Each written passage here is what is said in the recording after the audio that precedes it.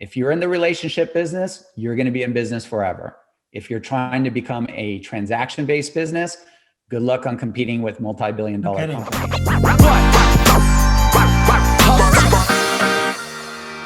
Hi, my name is Jason Pantana. I'm the host of Marketing Stream. Welcome. And today we're talking with Jessie B, the founder and CEO of CallAction. And we're talking all about sales and marketing automation because guess what? I think everybody needs to start paying attention to what are the opportunities, the parts of my business that are repetitive, redundant, and can be scaled exponentially to help me take on more business and serve my clients better.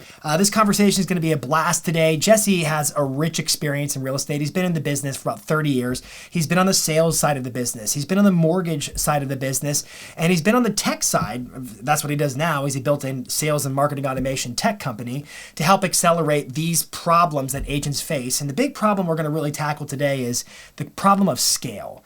This is a relationship business. We know that from the time somebody raises their hand and says, hey, you know what? I'm thinking about buying or selling a house, all the way to the point where they actually transact. That's a really long gap. That's a big gap. That could be a 2 years or longer gap. And so what do you do on the in-between, in that dash, so to speak? And that's really where you build a relationship. This is a relationship business. And so today with Jessie, we're going to really break down what needs to happen with leads, with past clients, with sphere of influence, so you can stay in front of them on a repetitive basis using multiple channels. We'll talk about video. We'll talk about, video texting. We'll talk about text messaging. We're going to talk about retargeting. We're going to talk about ringless voicemail. We're going to talk about email, and basically going multi-channel to sort of envelop around all your leads, all your contacts, and position yourself as an agent of choice, because it's really a question of scale. Getting leads is pretty easy. But when you start dealing with hundreds, thousands of leads, and you know that this is a high-touch relationship business, this becomes a question of scalability. How are you supposed to stay in touch with that many people? So today we're going to talk about trends and things happening with automation. We'll talk some about privacy laws. We're going to talk some about just what you can and can't do, the do's and don'ts, and give you kind of a layout of what agents are doing now to scale their businesses through automation. So without further ado, let's dive into the interview with Jessie B. All right, I am super excited for this conversation. I'm with Jessie B, founder, CEO of CallAction, and today we're going to talk about sales and marketing automation. And before we get in, I'll say this, Jessie. One, thank you so much for joining us. Thank you for being here. This is going to be a blast. Anybody who doesn't know you, they should look you up online. Like, where can they look you up online right now, just to get it kicked off? You could go to CallAction.co, obviously our website. You can search my name online, Jessie Beaudoin, Jessie. So that's an easy way to kind of find me. Not too many Jessies with a beard. And I'm on Clubhouse and everywhere else. So if you search either CallAction or my name, you should be able to find me pretty easily. So yeah, it was fun. I was in that conversation with you and Dennis Yu on Clubhouse. I was really impressed by your knowledge about marketing. And frankly, I'm impressed by the work that you guys do at CallAction. I have several clients that I coach who use your product. So let's just talk about this growing, I don't want to call it a phenomenon, this growing trend of marketing and sales automation. Can you just, for our viewers, sort of explain what is sales and marketing automation and how does it relate to a real estate professional? Yeah, of course. So sales and marketing automation, what you're trying to do is take things that are repetitious and tedious and automate those small inefficiencies in your business.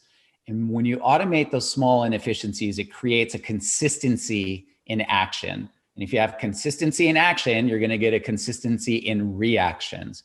So in our world, that would look something like be consistent in the outbound follow-up.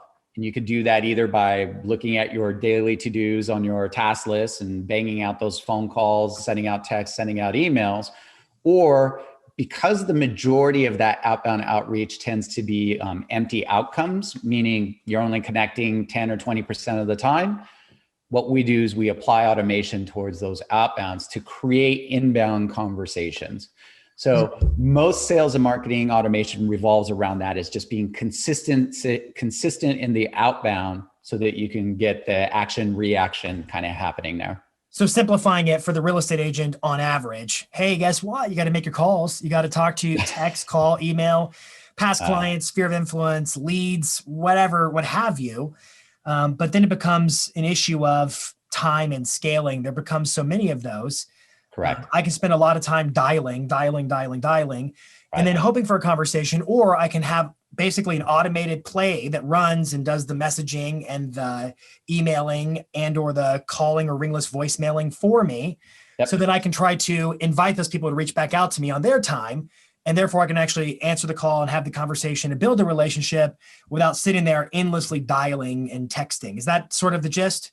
100%. I think Cool. that's exactly what you're looking at. There's, if you look at, high dollar productivity activities versus low dollar productivity activities, yes, I can wash my own dishes, but it makes a little bit of sense for me to drop them into a dishwashing machine because Yeah, that's repetitive and monotonous. And, we can kind of do those things. So you want to use automation to do anything that is simple, and you want to focus on what that high dollar productivity activity is. And for us in real estate, it's about building relationships, right? It's a relationship business. We need to have conversations so that we can provide guidance to people to help them achieve their goals.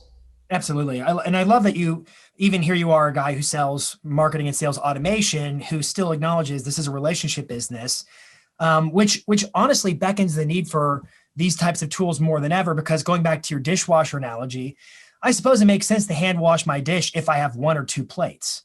Right. But if I've got a 12 plate setting or whatever it is, I'm going to need a tool to help me do that. Otherwise, I'm going to be, in over my head, having too much to Sure. do. And I think that boils down to really it's text messages, emails, phone calls, things. Am I missing anything else that's a common application where we typically see sales and marketing automation solutions set in? Yeah, I mean, I think other than that, you can supplement that, that consistency with maybe some social media marketing and retargeting, which is, getting a lot of hype right now. And so consistent remarketing across those relationships that you initially establish, because you want to become omnipresent in that person's life. You want to become memorable. Because in our world right now, what we have to do is the buy cycle is, 1 to 18 months, 1 to 2 years from point of inquiry to probably closing. And we need to be omnipresent everywhere across all communication channels, in their phones, in their text, in their direct mail, online, social media. The more that you can envelop that particular person, the more likelihood that they will return back to you. And you get what we call a marketing multiplier effect. So if Coke only ran ads only in magazines, it probably wouldn't have the impact that it does of seeing the Coke machine in the stores, seeing the Coke advertisement on radio and TV and all of these different places. And that's what we call a marketing multiplier. So if you're doing one type of marketing and you supplement that with additional marketing, you get these incremental lifts, and then the entire marketing campaign starts to really have some legs behind it. It's funny you say that. I've written about I'm not a psychologist, but I've written about what's called the frequency illusion. Yep. And it's an effect that happens to people where it's like, if I see just your email, then it's just your email. But if I see your email and then I see a video on Facebook and then I see a banner ad on the Google Display Network or something like that, the effect is exponentially more because I've seen it in multiple different avenues or channels.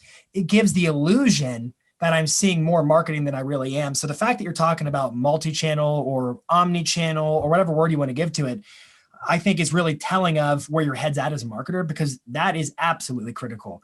And I like your use of the word enveloping. In other words, encircling or being everywhere with somebody. So real quick, just for those viewing, walk us through your product, your company, CallAction. What are you guys doing for agents, and how are agents applying your product to their marketing and sales, I guess, automation and beyond? Sure. The primary touch points that we really tend to focus on is most agents are doing a really good job in terms of their online marketing. And so, and this is the why online marketing has taken off, is that you can measure everything really, really precisely, right? I know exactly which landing page they landed on, so on and so forth. But if you think of a consumer is going to respond in usually 3 different manners. They can call, they can text, and they can submit a form or send an email. And so we're right now in our industry, we're only measuring one thing, which is actually the lowest motivation component, which is online inquiries at a really high level. So CallAction gives you dedicated call tracking numbers, because usually the intent of someone calling or texting is significantly higher than someone filling out a form, because there's a little bit more friction and it's a little bit more direct. It also, from an intent perspective, the sense of urgency of the consumer is significantly higher. You typically don't call or text, or you only do if the internet did not answer your question, right? And this is a weird psychological play. Is the internet answers the questions until it doesn't, and that's when people basically call or text. Well, people want to be anonymous and autonomous as long as they can be, usually, unless it's something they just don't want to deal with. If it's a thing they don't want to deal with, then they're whatever. But in the case of real estate, I'm going to search and do what I can until I have to talk to the salesperson. And I think it's interesting that you guys do call tracking, call attribution, because even Google is getting into that game right now with they've had their call extensions for a long time on their Google ads, but now we're seeing the big rollout of Google local services ads. And it's all about getting those really bottom of funnel leads that hit the call and just dial you straight away. Exactly. And those are so powerful because of the intent of that customer, right? There's a big difference between someone searching 3-bedroom, 2-bath home. That intent is that they're looking for a house and not basically a real estate agent. Right. But when someone searches realtor near me or Nashville real estate or something like that, the intent is that they're exactly looking for a real estate agent to help them. And this is as close as you can get to a sphere of influence kind of lead. Agreed. Because if you think of how referrals and sphere of influence works, usually it's going to be a conversation between two people and one person saying like, oh, I'd really want to buy a house, but I'm really struggling. And the other person makes the recommendation of, hey, I know this amazing agent. So the intent of the referral is that they want to talk to the agent. And that's why referral business feels so much better and so much easier is the referrer transferred trust to the referee, and the intent of the consumer was to talk to a real estate agent. Yeah, and therefore Google local services, same thing. Yep. Yeah, and I think what you said too about typically the inquiries that are web forms filled out versus a phone call or a text or a DM. Mm-hmm. Certainly, it reveals more intent on the part of the lead to reach out more directly. I would actually think like there's a couple of triggers you're looking for. And just engaging or scoring, where's a lead at? How serious are they? Are they just kind of thinking about things and therefore I should follow up in a more loose way? Or are they pretty serious? And some of the things I would look for is, are they willing to talk to me? That's the first thing I'd look for. And it's like, hey, if they're willing to DM me or message me or call me, I know they're willing to talk to me. Check that box. The next thing would be, are they willing to meet with me? Because if they're willing to meet with me, if they want to go see a property or get a consultation about buying or selling, that's about as dead of a giveaway that they're in the bottom of the funnel, ready to in the throes of ready to transact. Maybe not today, but within the next 3 to 6 months, I'd bet, if they're willing to meet with you. But I think you're spot on in basically being able to say, hey, how are these leads showing up? We've really done a good job as an industry. When you see, there's lots of website companies like Boomtown and Ylopo and whatever. And they're very good at attribution with fill out the web form, create an account, sign into search. But being prepared for calls and texts and DMs and all that stuff, that's a whole new frontier. And yet it's becoming more and more what we do. All right. So keep telling us more about call action. What is it doing? So one of the things that we really focus on basically is we take a look at like, what did Zillow do and all these different companies is that they merchandised our listings better than we did. Right. And when we take a look at what is the consumer journey, National Association of Realtors has done multiple studies. They do it every year. It's the home buyer, home seller study. And the stats have almost always been the same. 98, 99% of people will search online, right? Yep. But one of the very first actions or the top actions that someone does when they find a property online is actually get in the car and drive to the neighborhood. Although they know the price, they see the picture, they know everything about it, the average person is buying 6 to 8 miles away from where they currently live. And one of the core opportunities that we see and why our agents usually the production explodes is one really simple thing. If we've got millions of people that are getting in the car, because according to National Association of Realtors, this is 43% of everyone's first activity is get in the car, drive the neighborhood, to go and see the listing and see the neighborhood. The primary thing that they're going to try and do is call the listing agent if they like the property. So what we do is we put a dedicated phone number on there that is going to capture every single one of these opportunities. So we're merchandising our own listings Nice. better than Zillow is merchandising the listings themselves. Nice. They've tried to do it with the schedule a tour button. But the important part of this is once they've gotten there, that consumer is going to look around and go, I like the house. I like the price. The internet told me all of that. I like the neighborhood because I'm going to a new area that I'm not familiar with. And so they try and call the agents. Now, the one misconception that we see is agents basically think consumers don't call basically agents anymore. They don't call the sign. And the reality is that is a huge misunderstanding, simply because most agents are running their primary cell phone number on all of their marketing. So what happens, there's no differentiation from service providers that are calling you, telemarketers, sellers, everyone is calling you. And you look at just your phone ringing off the hook and you're not able to separate the wheat from the chaff. Right? So for us, we identify this is a buyer standing in front of your home at this moment in time.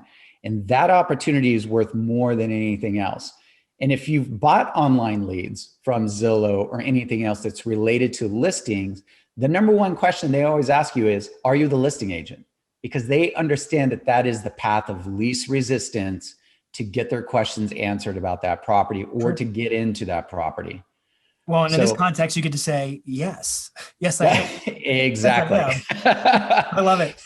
But we got to get the call answered in the first place. Yeah. So CallAction is going to solve some pretty big core problems. If you look at studies on business efficiencies, one of the biggest time wasters is data entry, right? So if I'm getting calls and I'm not entering the data in my CRM, that CRM has no value. Yeah, doesn't exist. Doesn't exist. So in our world, even if the call lasted 1 second, we're going to do that data entry so that you could track it inside of the CRM. So even if you did miss the call, we happen to be able to follow up with that. And that presents massive marketing opportunities from retargeting and things like that, building custom audiences.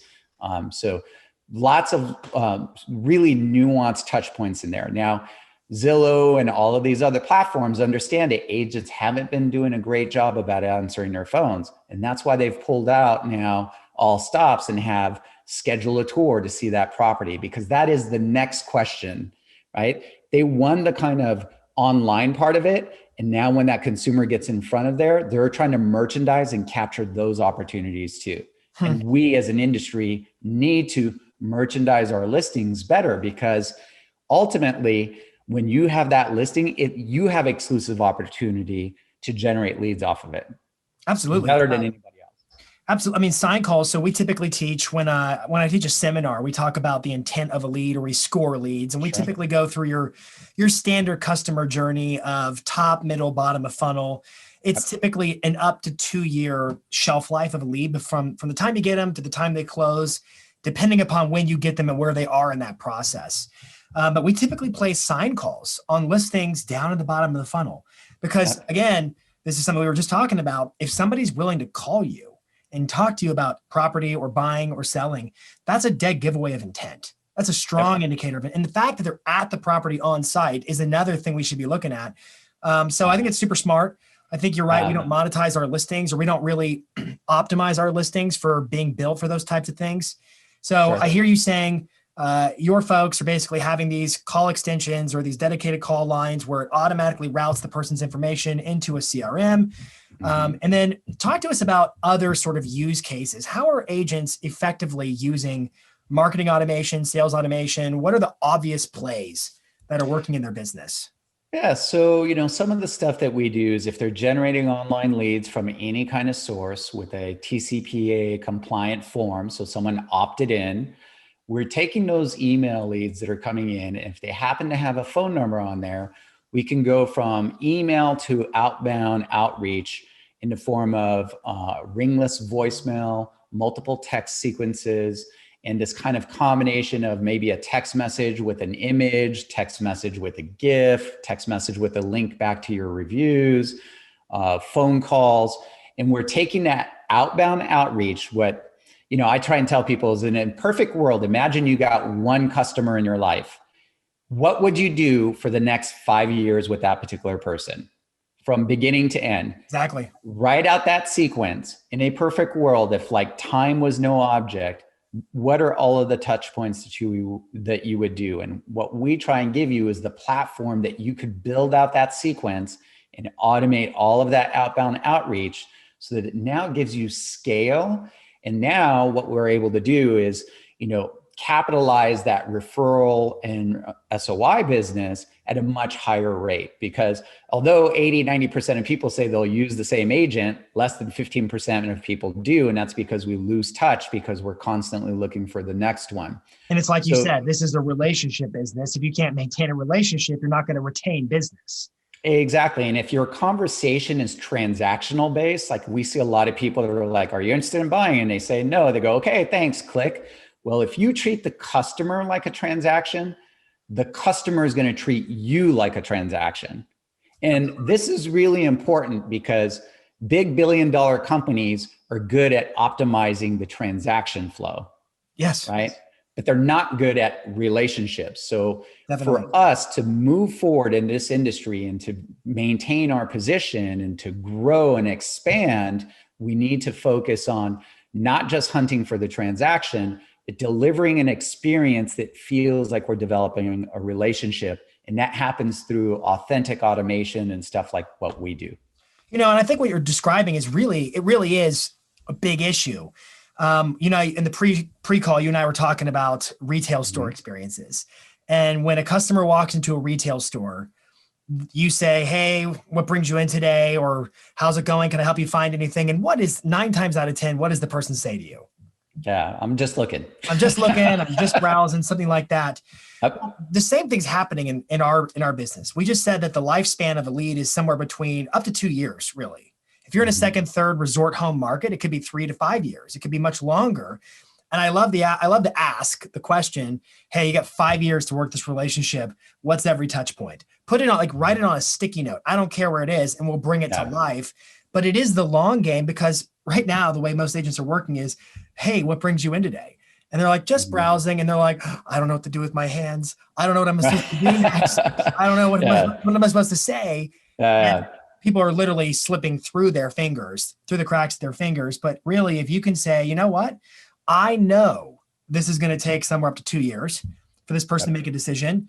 I know how they came to me. They filled out a web form. So I can infer, because they filled out a web form, they're probably lower intent than if they called me or DM'd me or something. So I'm going to be soft.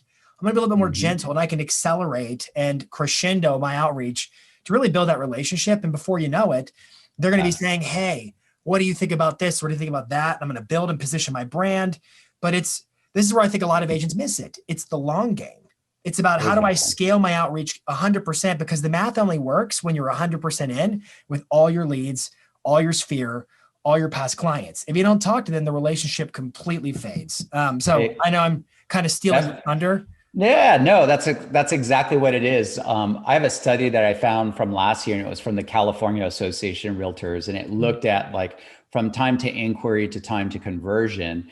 And what was really interesting is I hear a lot of agents, they're like, oh, we do, 14 days of pain and all of those kind of things. And first, when I hear that, I'm like, well, I don't want to be on the other side of that.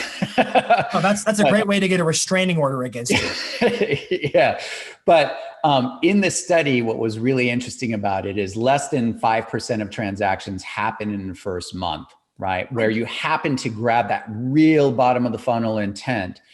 But the median time frame is about 8.5 weeks or 9 weeks is where the medium transactions were taking place, with nearly 80% being from month 2 to month 12, basically converting, and then some leftovers past 12 months out. So from that first inquiry, if you look at a bell curve, basically it's that top of the bell curve, that 3 to 6 months, 3 to 9 months, that's where all the gold is. And I talk about, the home buyer journey kind of looks like a sine wave or like a wave, right? So you have peaks and you have valleys. And at the peaks is when people are self-identifying. They have really high motivations to go, oh my God, look at this beautiful house. And they click on an ad on Facebook so that they're at peak of interest. But what will happen is they get distracted, life kind of happens and they start to disappear in this valley of despair, right? So they go dark on you. And that's where they're at that bottom of that cycle. Then they'll come back up to the top. Something else piques their interest, usually another home. And according to the National Association of Realtors, this is going to happen about 10 different times on 10 different homes. Now, the reality is if you take a look at a wave, although there's ups and downs, it's always moving forward. So if we're at point A and point B is the goal of owning a home, they may initially inquire at the first peak and they're going to self-identify. Then they disappear or they go dark on you. And this is where like long-term nurture and marketing, this is the game going forward is if I follow up with a lead that is 3 months old, they may be in a peak or valley cycle, but no matter what, they're closer to actually achieving their goal, right? And if we're everywhere, both on the upside of that line, basically on their peaks, and we're also appearing when we're in the valleys where they're not necessarily thinking about it, it's ruminating in the back of their mind.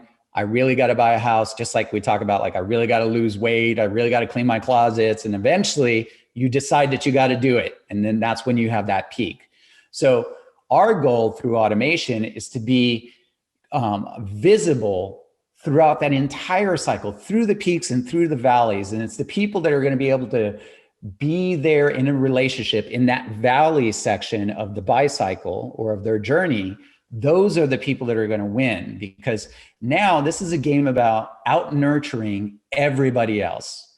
Because if I can out nurture Zillow's push notifications and their tips and everything else, and I can do it locally from a professional, from a person that they can personally relate to, right? The business stays a relationship business.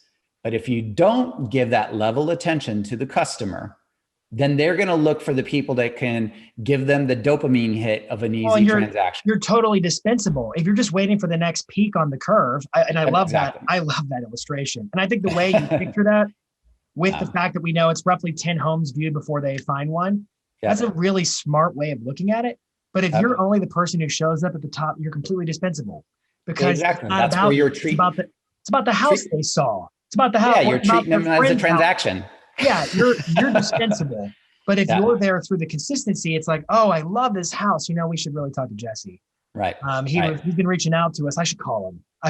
We define basically follow up. I coach this thing to all of our users. I call it the AAA formula, and it's called answer, ask, and adopt. And it's really simple. It goes something like this. Hey, I'm not interested. No problem. That's the answer, right? It's the acknowledgement. Right. The next part of that is, what life event is happening that caused you to inquire in the first place, right? That's the ask. And that ask could be anything. It could be, what's the reason why you're deciding to stop looking? Are you looking for jeans or are you looking for blouses? All you got to do is ask that second question. The important part of this is we need to figure out their why and when. So if someone basically says, I'm not interested right now, and you say, sure, no problem. If the perfect house came to market, would you be interested? Yeah, of course I'd be interested. Okay, so now I know a little bit the why and when. Right. Now we just got to dig into that. So now if we can adopt them, the last A is, what can I do to provide them value to get them through those peaks and valleys and get them closer to their goal? Because we're the consultant, and what we need to do is provide them the tools, the knowledge, and the support to make their dream come true. And that's why we have to adopt them. So if they tell you, oh, the market is way overpriced, like I feel like things are crazy, so I'm going to hold off. This is where now we can turn back around, provide KCM data, be that local market professional, explain to them that, things are not going to change unless basically rates or we have some kind of black swan event changes because of simple supply demand economics. And that's the adopt. It's like, take the time to provide value long-term, and that person will continue to come back. When you do that, you already set up your next follow-up, because then your check-in in the future becomes so much easier, because now you're just validating the previous step that you had. But here's the problem. The problem is, as I pile on more leads, I can't possibly sustain this. It's a Exactly. scaling issue, which is why we're having this conversation in the first place. 100%. It's because you need automated solutions. But I think a lot of people think about automated solutions like, oh, that means somebody else is doing it for me. Not necessarily. Right. That Right. means that tools are available to you for you to decide what kinds of communications does a person need to get that you can't necessarily do in your singular consciousness alone. But if you had a tool that could help send out that message, that text, that email, that voicemail, whatever it is, and then it never misses a call, it never misses it, that's when we really throw gasoline on fire. Because Exactly. I would also say there's a lot of products out there and tools that basically say, hey, we got canned content. We're going to send this canned email, this canned message, this, that kind of stuff. Personally, I'm curious your thoughts. I'm not a huge fan of those types of canned pieces of content. I'm more interested in, what do you want to say to this person? I really resonated with your, hey, if you have 5 years to talk to this person, script it out. What do you want to say to them? Because we're going to go through it together one time, but then we build automated solutions to carry it out every time thereafter. And I think that positions you powerfully. Yeah, 100%. Like there's a couple things that we know, some real basic data of why this is a scale problem, right? And why sales is a scale problem. It's basically just a math problem.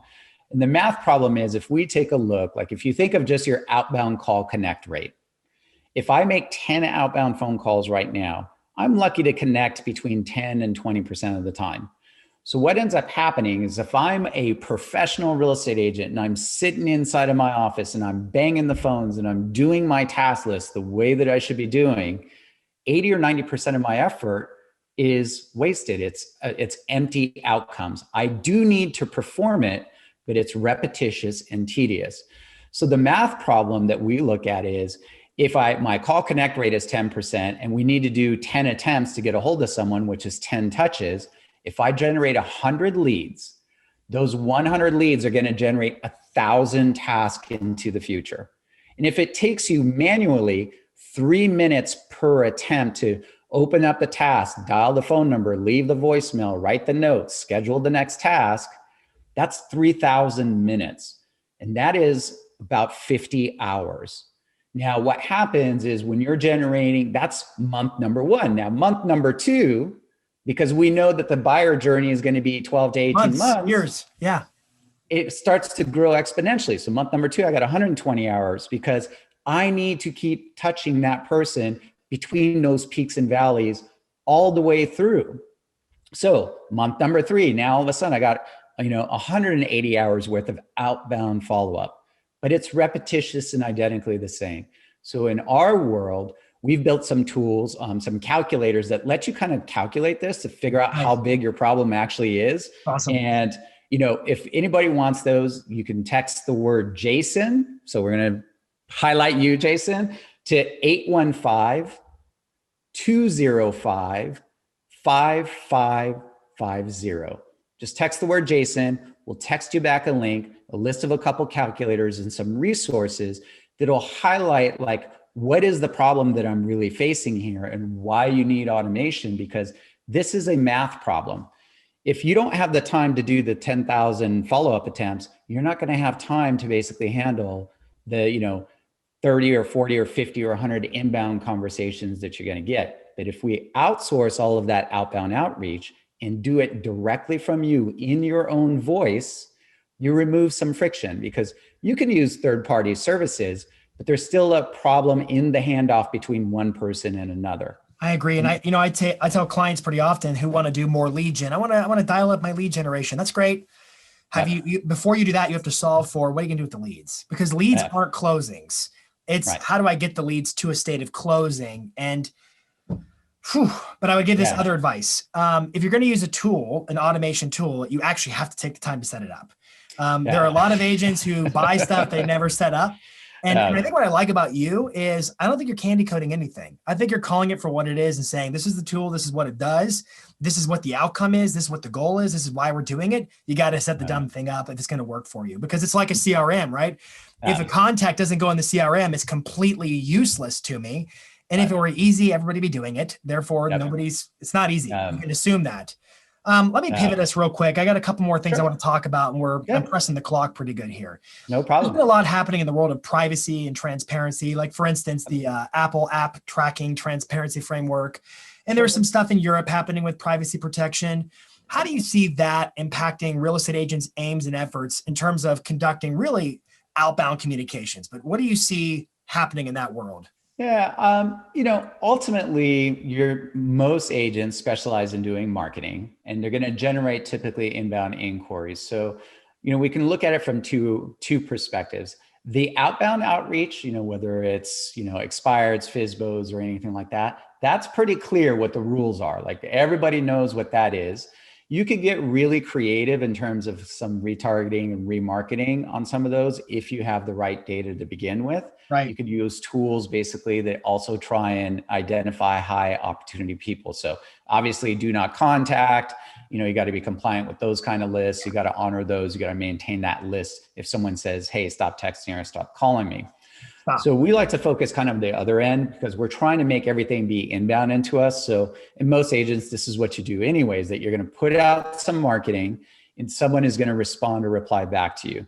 So number one, you got to make sure that it is TCPA compliant. I'm not an attorney. Contact your attorney, find out what that looks like. But if you look at Zillow's, I can pretty much guarantee you that their opt-in is probably TCPA compliant, right? So probably that's going to tell you that, by submitting this information, we might do some outreach to you via call, via text, and via email, and use some automation. Do you give us that permission? If you get that, you can turn back around and follow up with people as you please until they tell you that they cannot. Where I think the bigger issue that's coming with like the Apple updates and cookie privacy and things like that is retargeting is going to become significantly harder. Facebook is under pressure right now because, with fair housing and their lawsuits that they face, they're removing all of the targeting that you can do to get a hold of someone. So what happens is you need to be able to capture the opportunities of every communication channel that is coming in so that you could have that proprietary data so that you can do the outbound outreach. And in our world, that would be capturing every single phone call that comes in. If you're using a dedicated phone number on a specific marketing source, we're going to capture those phone numbers that then you can use to build as custom marketing lists so that you can retarget. So whatever Apple or any of these other companies are doing, that doesn't matter because it's your proprietary first party data. It's your data that you can turn back around and use. So going kind of forward, you have to make sure that you capture every opportunity so that you can continue to do your own remarketing back to those people, because the days of being able to just throw some budget and go, give me everyone who's this, this, and this, and matches all those parameters, that's going away with all of this privacy that's happening, whether it's GDPR, Europe, and everything else. I would predict, like right now, I know it's iOS, and when this is being released, I know it's iOS, Apple's app tracking framework, but come on. This is a new trend. It's a wave that we're going to keep seeing happen. It's the wave of privacy, which is a good thing. I think mostly. I think it's a good. I withhold my opinion on all that stuff. But what I hear you saying, just to make it really simple, is so getting a phone number and getting an email address is the new getting a phone number and getting an email address. It's really having the proprietary, the hard-coded contact information with consent. And I want to just stress again what you said, like, hey, you got to have consent. Make sure it's compliant before you start. You can't just hook people up to drip campaigns to start auto texting them without it being compliant, or you're going to face penalties. Same with, we know that with emails. We know you can't spam people. We know that with do not call lists. The same is true. There's laws and things. I'm not an attorney either, but there's laws and things we need to be aware of in terms of making sure we're compliant and we're doing things the right way. But I absolutely hear you saying about getting the email addresses, getting the phone numbers, because that still gives you the ability, even with your digital marketing, to be able to target, maybe by way of uploading a custom audience or something like that.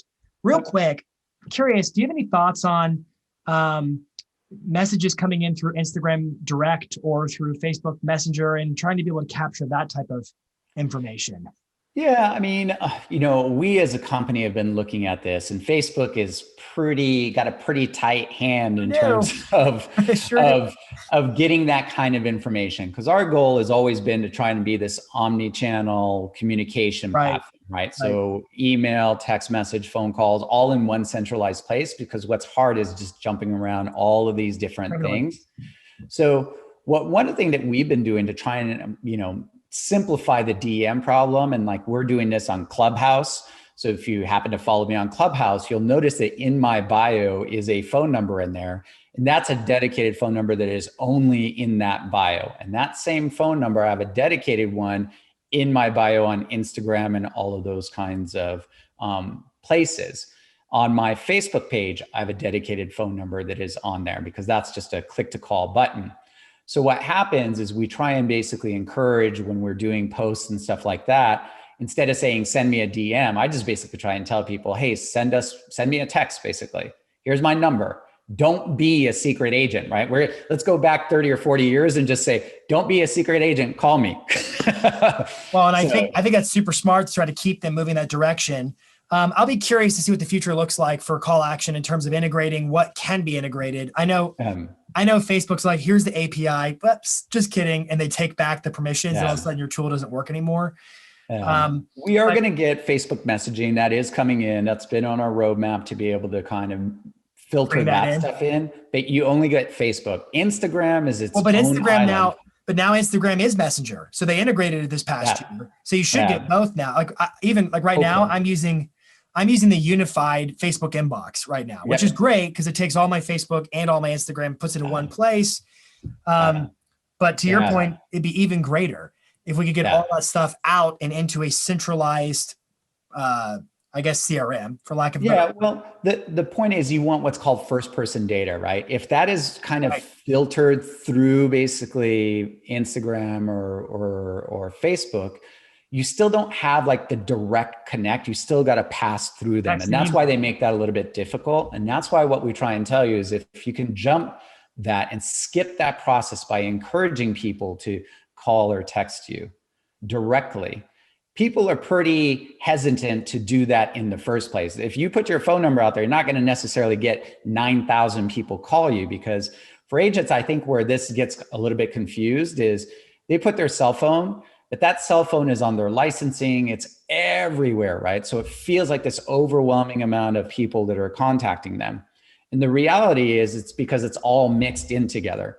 But when I, put a dedicated phone number on one of my communication channels, I don't have to feel like a slave to my phone, because now before the phone even rings, I know where it's coming from. And if I know that that's a money call, then I'm going to take that call. If it's not, I don't have to worry about it. Let it go to a voicemail, or in our system, for example, we'll text back and say, hey, how can I help you? And convert that call to a text message, which makes things a little bit more scalable. Man, I love this. Back to a scale problem. I could talk to you all day. So I'll close with one last thing. Sure. And just open up the floor to you. Is there anything else that you think is worthy of mention to agents who right now are walking into a changing landscape, a changing future? What should they be thinking about with respect to marketing, sales automation? Sure. Floor is yours. Yeah, there's a couple things that I think we really need to focus on. As an industry, this is going in two different directions, as all other businesses on the planet has. And it's just impacting real estate last, which typically you're going to have a price and efficiency separation in business. So think of like a Target and a Walmart, Spirit Airlines and Southwest, right? And this is across any industry. And then you're going to have the high touch experience relationship type business. So think of like QuickBooks versus your CPA. And for us in the real estate industry, what we need to do is really get back to focusing that this is a relationship type business. And it's going to become more critical as transparency continues to permeate our industry with NAR, data, basically talking about buy-side commissions and doing things like that. Conversations are going to change, and we need to raise our level of professionalism and provide real relationships, be real guides to that person to achieve their goal, and be there long-term for that particular person. You may trust your CPA, but yet you only see him once a year because that's a high value kind of transaction. And what we need to do is stop treating customers like a transaction, because when you treat them like a transaction and you're just looking for low-hanging fruit and bouncing from lead to lead, the problem is that our industry lead generation is getting harder. The portals are moving towards basically referral fee models. So it's okay if your business can survive with that 35% margin in there, but if it's not designed to survive with the 35% cost of close, then you need to get much better at capturing every opportunity, maximizing the revenue potential of those opportunities. And I mean, on the sign call, that's going to be, can I, generate buyers off of my listing inventory? Because Zillow's generating buyers off of your listing inventory. We just got to do a better job at merchandising those opportunities. Then it's digging into the revenue opportunities that are there. If I get a buyer that takes a look at a property, 35% of people are first home buyers, 65% are move up, move downs. So simple scripting tips like, if you are interested in this property, do you need to make a contingent offer? Right? That's going to elicit a question from the consumer at the other end because they probably don't know what a contingent offer is. And this is where us as licensed professionals can provide guidance and surface opportunities to maximize revenue potential of every lead that we have. In the past, what we did is we made up for our inefficiency with a credit card to buy 100 million leads. And we just could fish at the top or at those peaks. Right. The reality is that is going away because the portals are going to try and out nurture you with those customers and have their grips in those relationships. Just look at your agreements with all of the portals on how long you got to pay back that commission if that person closes. So when you generate an opportunity, number one, treat it like a relationship, go deep, and don't develop the relationship. If you're in the relationship business, you're going to be in business forever. If you're trying to become a transaction-based business, good luck on competing with multi-billion-dollar companies. Well, and you know what I love in this conversation? We're talking about sales and marketing automation. We kicked it off by basically saying, what are the scenarios where agents need to be thinking about this? And it's been from this whole conversation, it's been, well, it's about nurturing the relationship. That's what it is. And so the biggest opportunity strategically from a marketing or sales standpoint is how can I expand the level of nurturing I'm doing in my business to develop those relationships deeper? And I've learned a lot. This has been super informative and it's given me a lot of ideas even for me. And I don't actually sell real estate directly. I just refer it out, but it's given me a lot of ideas for my clients, for me personally. And Jessie, I want to say thank you, man, for coming on and sharing your wisdom. Again, where can they connect with you? I'm sure it's easy thing. You can visit CallAction.co. In all transparency, my number is 323-741-2255. Feel free to text me. Just remember I'm in California, so please be cognizant of time. But anywhere online, if you find CallAction or Jessie Beaudoin, you should be able to get a hold of me pretty easily. And I appreciate the opportunity. I love talking to really high level people. As someone who's been in real estate for 30 years and personally did 3,000 transaction and not just a tech person. Yeah. CallAction comes from me solving my own pain and getting to those scales. So I love talking to smart people like you and sharing ideas and educating our agents on how to make, a successful, great business that doesn't feel like it's going to burn you out every day. And if we can do that through basically automation and get you into that section that gives you the high, right? Which is helping people, because we're not database administrators, we're salespeople, and we just want to focus on conversations. And that's what we help to do. I know that's what you coach people to do, is get them into as many of those conversations and have quality conversations with the right people. So I appreciate the opportunity. Thanks, Jessie. All right, everybody have a great day. Thanks so much, man. Sir. See ya.